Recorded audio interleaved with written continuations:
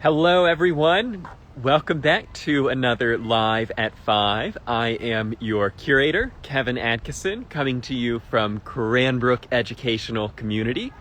And it's another week, so it's another Tuesday and another Live at 5. And today I posted on the Center for Collections and Research Instagram, where do we want to go?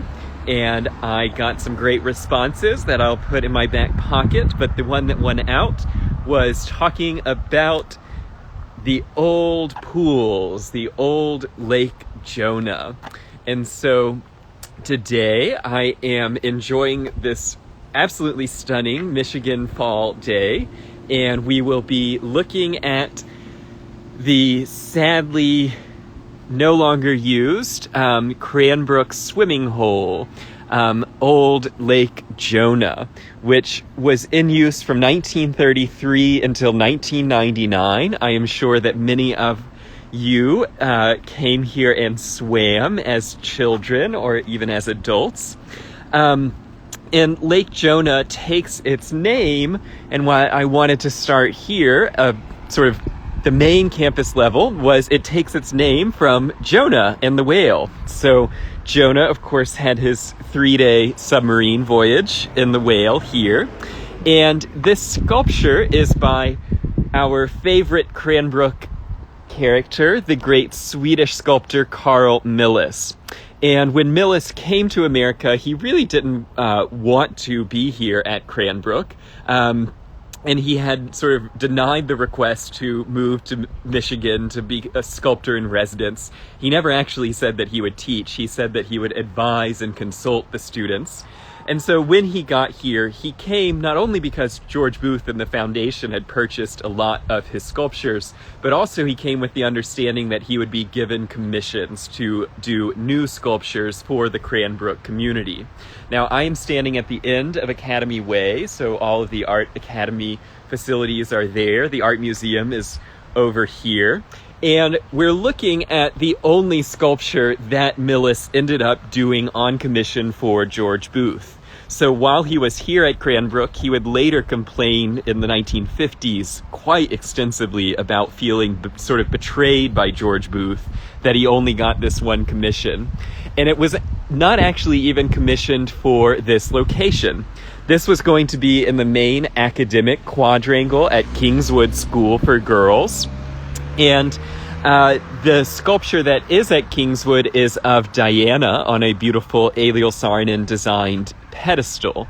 Now, this was meant to go into that quadrangle, but it was felt as the sculptor continued to work on it that it was getting a little bit too big. And so they decided that it needed a more prominent location. And so it was moved to the end of Academy Way. Now, I want to talk about the pools themselves, so I won't get into too much detail about the Jonah fountain. Tomorrow on the Facebook Live at 5, I'm going to focus just on the fountain and how Milles sculpted this and some of the iconography that we see. But the base of it tells the actual story of Jonah and the whale. And so you see here, Jonah obeys the Lord's command to preach, and he has reached the people who are down in fear over here. But what happened as it moved locations, Milles thought, okay, well, it was too big for Kingswood. It also didn't have enough water, and so he wanted to have more water spraying the fountain. And so he kept adding fish and adding fish and adding fish. And under a normal year, all of these fish are spraying Jonah, and then the whale is spraying Jonah as well. And he's sort of riding this water. But what happened was it completely overshot the fountain. So the fountain was designed to be, you would actually walk up straight here. And so George Booth asked Milles, I think you're going to have to give it a bigger basin. And so working with Eliel Saarinen, the octagonal basin that we see now was designed. And for many years, until I started working here 4 years ago, it was still happening. The water with the Jonah fountain was actually, instead of recirculating, it was draining into Jonah Pools. And George Booth wanted to have a water feature back here at the end of Academy Way.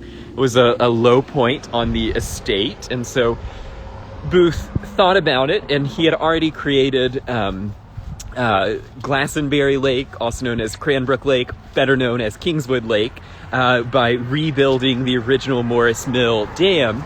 And so that was the sort of main lake on the property, but Booth thought that a water feature at the end of Academy Way would sort of tie together this landscape vista. And Ailill Saarinen had suggested a water feature here as well.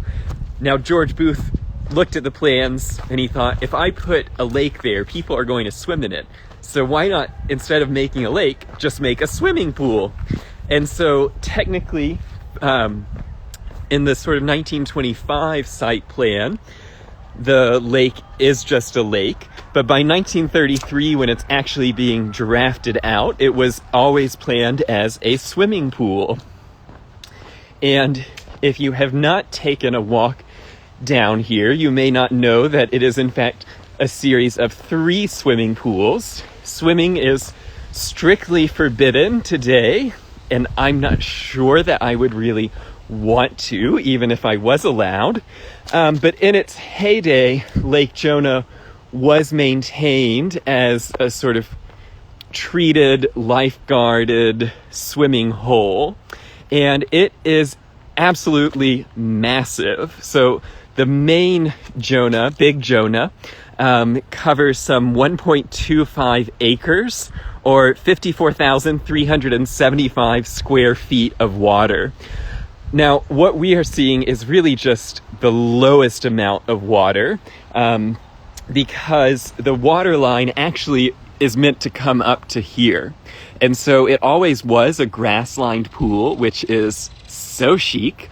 But if you can imagine, it would look, I think, much more impressive if the water line was kept up. That very first summer season, 1933, there were troubles keeping the water in the pool, and it was seeping out of the compacted clay base. And so in 1934, George Booth paid to install a liner on the entire pool, so the pool became lined. And then, all in all, to build the liner, the drain, the waterproofing, the paving, and the landscaping, George Booth spent about $34,000 building Lake Jonah, which is $680,000 in today's money, which I kind of imagine if Cranbrook were to bring this back to a swimming pool, which it will not, I don't think that we could actually even build this for less than $1 million. The design of it, the landscape design, I didn't know this, was actually done by a gentleman named Edward Eichstadt, who was a Detroit landscape architect who put up his shingle in 1929. And he had trained in the famed Chicago landscape architecture office of Jens Jensen. And Jens Jensen is one of the great sort of American arts and crafts landscape designers. Jensen was a favorite of Frank Lloyd Wright, and Frank Lloyd Wright even designed Jensen's letterhead for his office. If you've been to the Edsel and Eleanor Ford house, that is a Jens Jensen landscape design. Now, Edward Eichstadt set out on his own in 1929, moved to Detroit, and his projects here, he did the Alvin McCauley house, who was the president of Packard in Grosse Pointe, which is a Albert Kahn designed estate. And then he also did the Kellogg Park in Battle Creek. At Cranbrook, I think George Booth was impressed by the landscape architecture he had seen. Of course, he was still in touch with Albert Kahn, and I don't know if Kahn maybe recommended Eichstadt.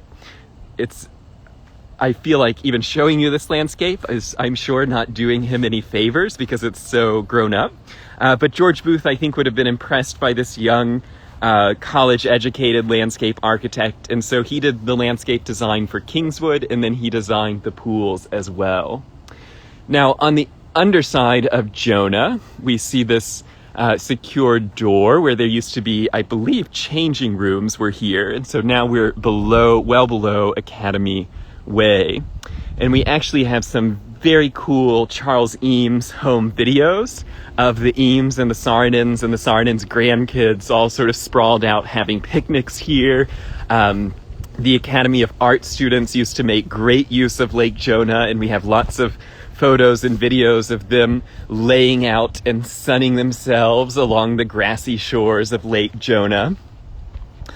The very first summer camps at Cranbrook started during World War II.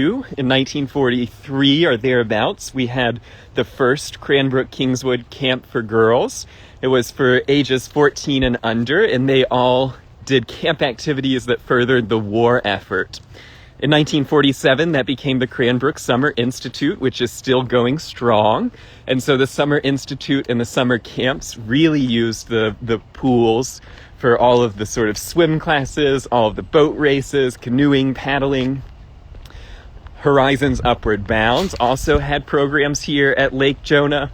And then, of course, any Cranbrook faculty member, Cranbrook family, or trustees could come swimming. The problem with that was that it then, at that point, became sort of anyone could come swimming. And that was one of the big problems that led to the shutting down of the Jonah Pools, was just the sort of safety concerns of people swimming here, skinny dipping here, sort of 24/7, when it did actually have operation hours, but it's completely unfenced and just in the woods. And so it was becoming a big liability for Cranbrook. Here's another view of the pool. It is kind of unbelievable just how big it is and how much bigger it would look if the water line was actually all the way up. I love this view of the art museum. The Subaru looks nice today, though my problems with its scale remain even from a distance. It is striking. What else can I tell you about the pool? If anyone has any questions about Lake Jonah. Oh, the name. So obviously the name is coming from the Jonah Fountain, but it's had a lot of different names over the years. First of all, there's the great debate. Is it Lake Jonah, Jonah Lake, or Jonah Pool? All three have been correct and official names of it over the years. But it also, and you may not know this, George Booth wanted to call it Lake Manitou after the Algonquin people, but the name didn't stick and people called it Millis Fountain Lake. But Millis Fountain Lake doesn't really stick either, and so it ended up Lake Jonah. Now here is Little Jonah, which still has its pool docks and is not looking even less appetizing to come swimming in. And so each of the Jonahs drain one to the next.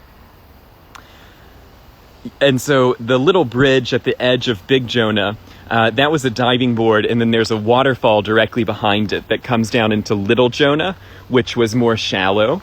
Now, I was looking at the Edward Eichstätt drawings, and he actually specified, he designed the borders. So I actually thought Eliel Saarinen designed the pools, but it's unclear from the archives if Saarinen actually had a hand in it. They were designed by the Cranbrook Architectural Office, which Eliel Saarinen was the head of, but not every project the CAO did is considered an Eliel Saarinen project. So it came out from, he would have been aware of its design, but his name is not on any of the drawings. But the Eichstätt drawings do include the stone border. And so these stones, which are still here, are part of that original 1933 design. And then Eichstätt planned it so that there would be two edges. These concrete decks are not original to 33, but they were here by 1950, so they came pretty early. And Eichstätt's planned, there's a sort of stair there, and he had a grassy knoll on one side, and then this was a grassy lawn here. And so this is where parents or swim instructors could sit, and then their kids would swim in the lake.